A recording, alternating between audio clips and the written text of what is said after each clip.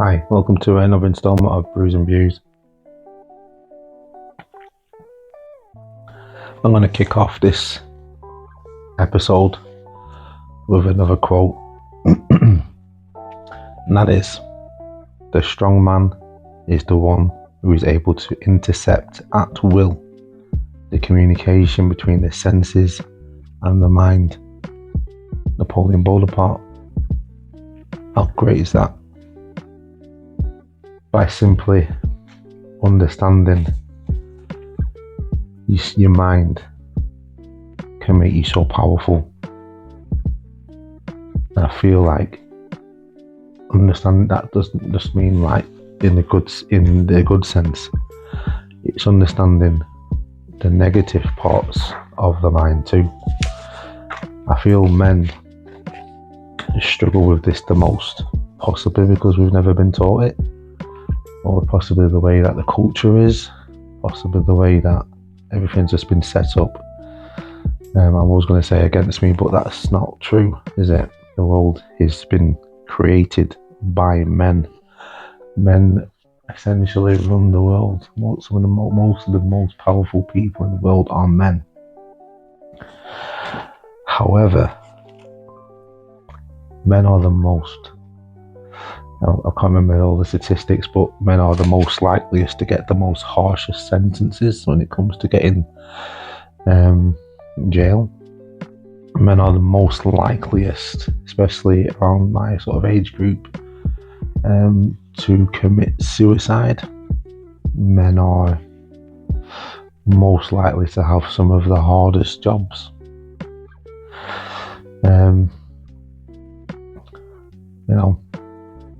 So it's a man's world, isn't it? That comes with the rough, comes with the smooth.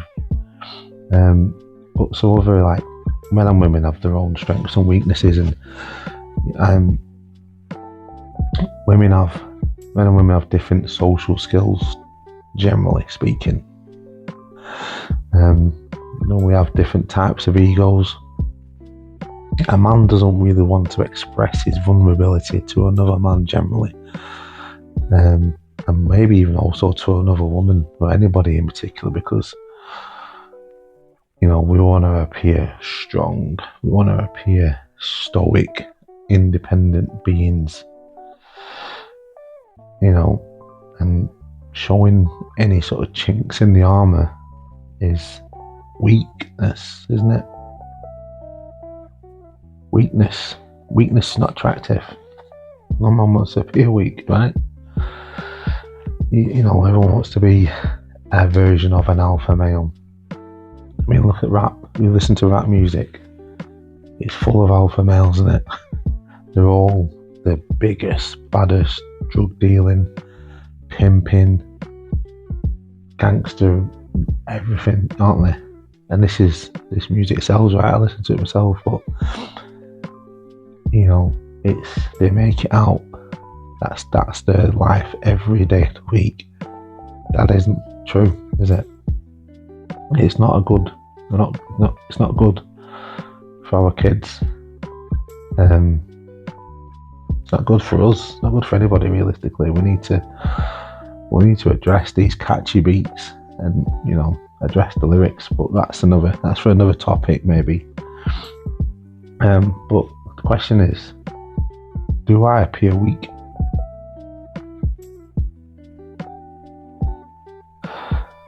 Do I appear timid? I hope you'd say no to that. I hope you did, but if you didn't, that's fine as well. But I know that I'm strong. I know I'm also weak.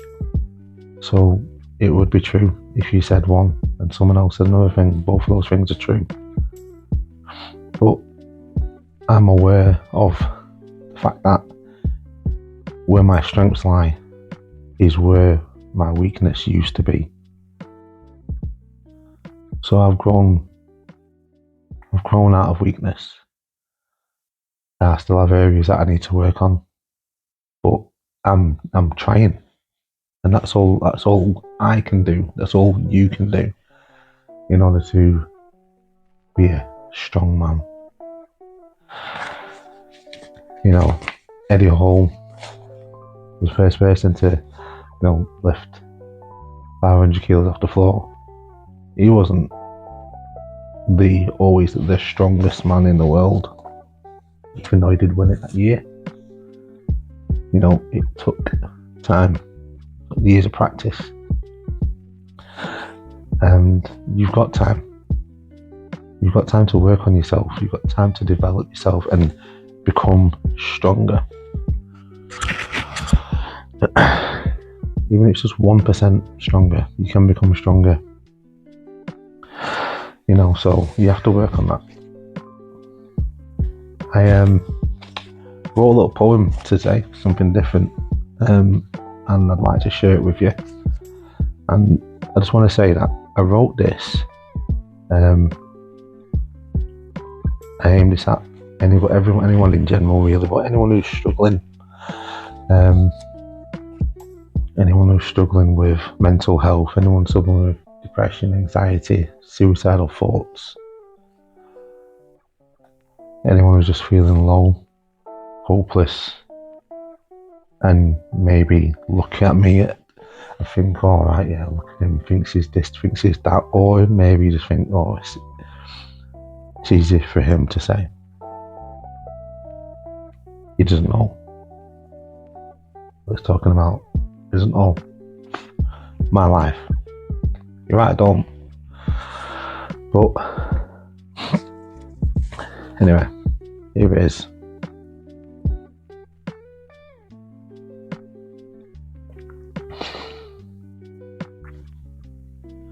I can't hear your words because I'm in too deep.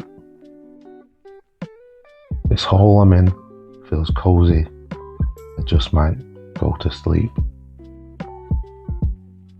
What if I sleep forever?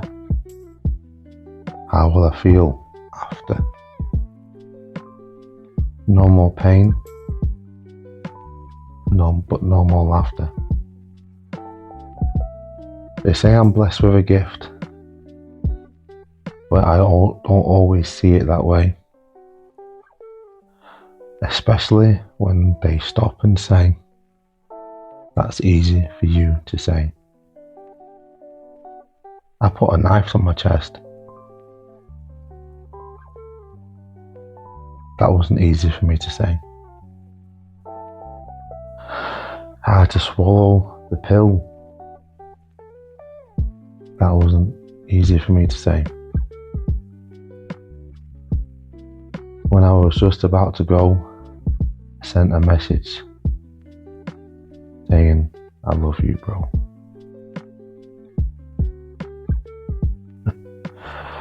Oh, touch me a bit.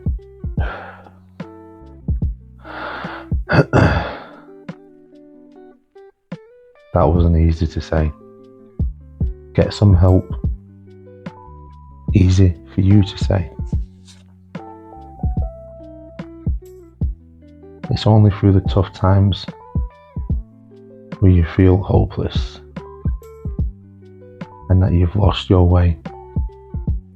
It takes strength to say, no, not today.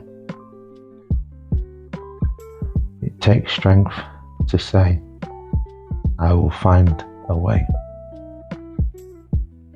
It takes strength to say, I need help. There is. It might not be the most groundbreaking piece of literature that you've ever heard, but it came from the heart. And it came from the heart because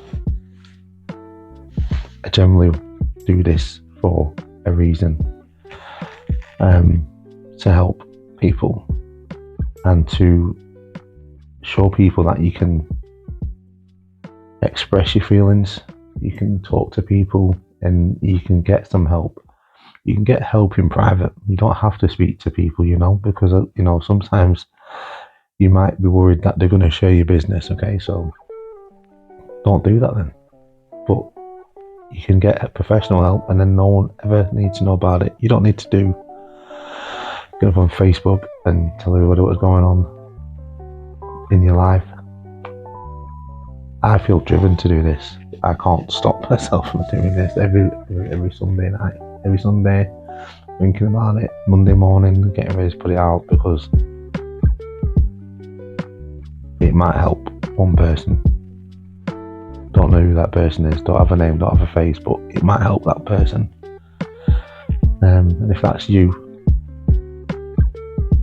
if you're that person in need of help, then just do it. Just do it. See it through to the end. And when you get that help, give it everything you've got. Put all the work in. Any homework you get given, do it. It's worth it. It's worth it. If you want happiness, right? Happiness. Good things are supposed to happen to you, but happiness, that's what we're striving for, right? Depression and anxiety is a comfort blanket. I tell people this all the time. It's comfortable being miserable. It's funny, isn't it? But it's true.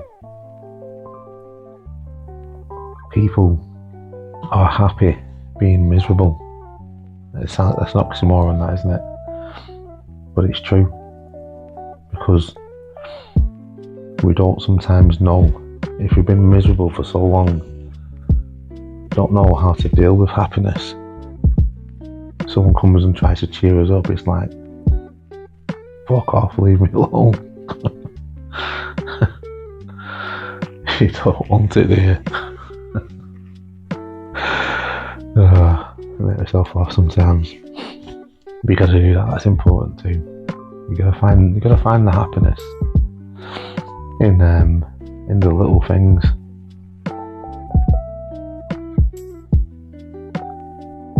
Well, I'm gonna end on that happy note because I feel good. I feel like that message came to me from somewhere today.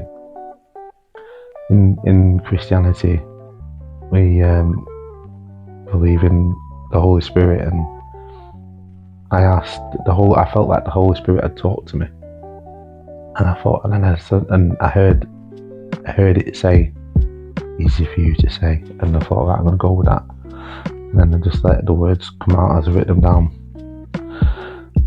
But that's faith for you as well. I believe in the faith, and faith is a massive thing for me in that sense, being able to sometimes just offload your problems. I couldn't recommend it any more to someone, because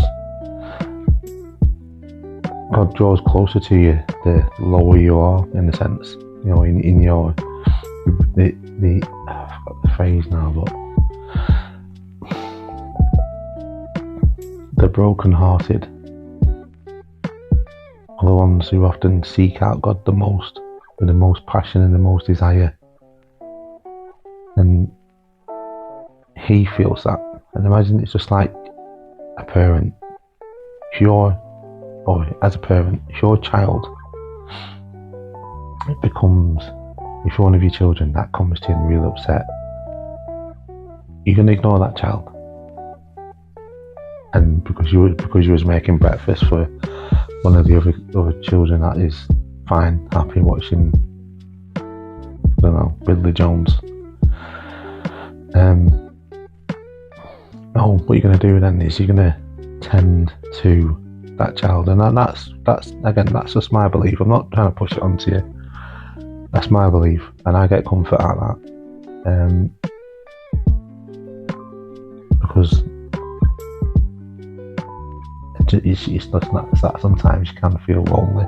Not that I feel lonely, that's probably not the way to describe it to me, but I guess as a man, again, sometimes you can't really describe the problems that you're going through with people.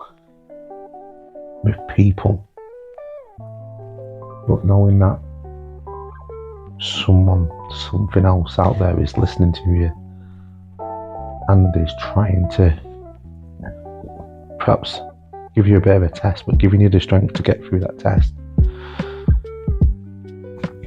so that you can provide another testimony. That's what keeps the faith strong in me. So thank you for listening, watching, whatever.